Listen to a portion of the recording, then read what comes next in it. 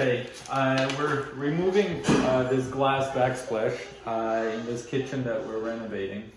And it's a bit of a dilemma because we don't want to break the mirror just because it's unsafe and there's so much glass everywhere. So we'll remove it in one piece, or at least that's the intent. And we've already removed a few here, and as you can see, they're glued on quite well. The construction workers did a good job putting it on. They used quite a bit of glue, obviously, to hold it in place securely, which is great. But it becomes a bit of an issue when removing it, because it's really easy to break the fragile glass.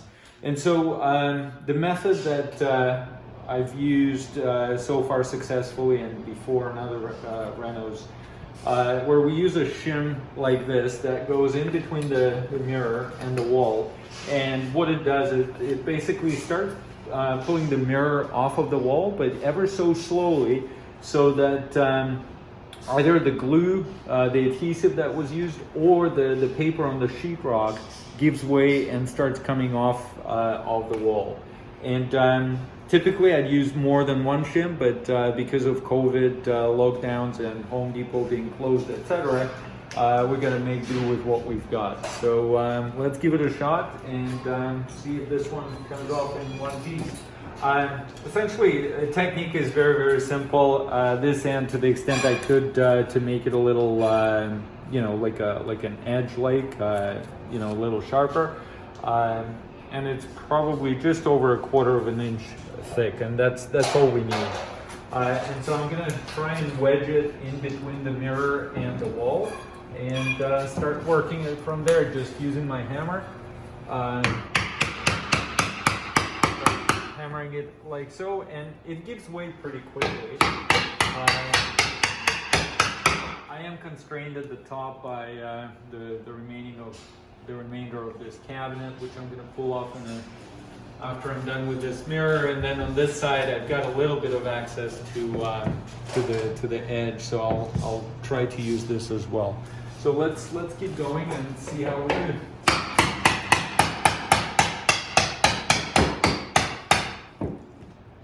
You can see that I now have about 1/2 inch gap here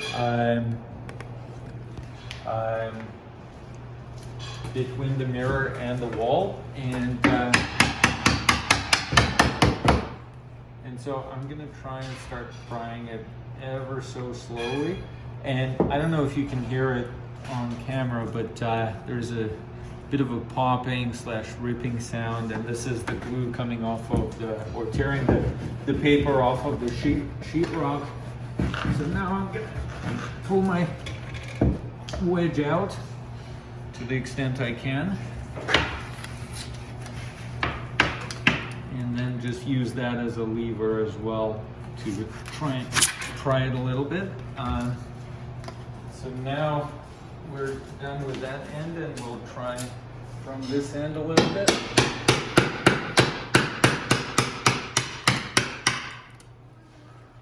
And so same story here.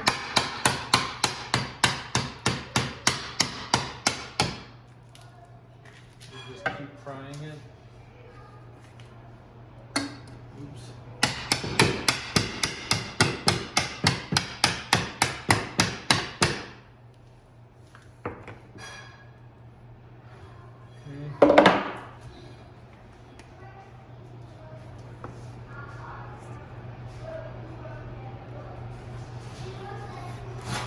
I'm just gonna move the shim a little further down, and because it's so long, I'm gonna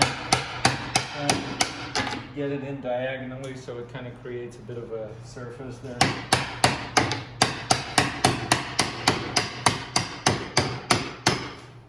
Okay, and now we just heard a pop, so it's starting to come off the wall, which is great.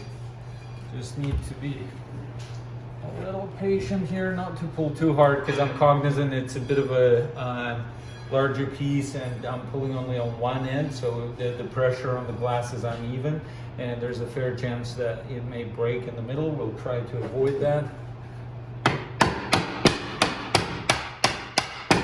And having a longer shim helps in that regard, just because it gets into the middle of the glass here.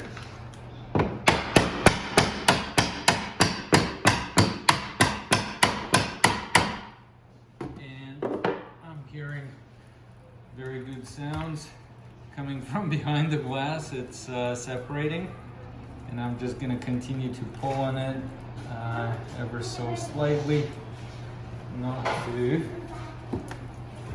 Oh, here we go, and it's coming off, and there we go. We got it off in one piece, and as you can see, there are quite a few blobs of glue that they used here. Obviously makes sense when you're building it to hold the glass in securely, but it can become a bit of a challenge to take it off when you need to take it off. But here we go, using this method works. It helps, just one shim, you know, COVID special. With Home Depot being closed, we gotta make do with what we've got. So hopefully this helps you, and good luck, stay safe, make sure you use goggles and hand safety gloves to do your project.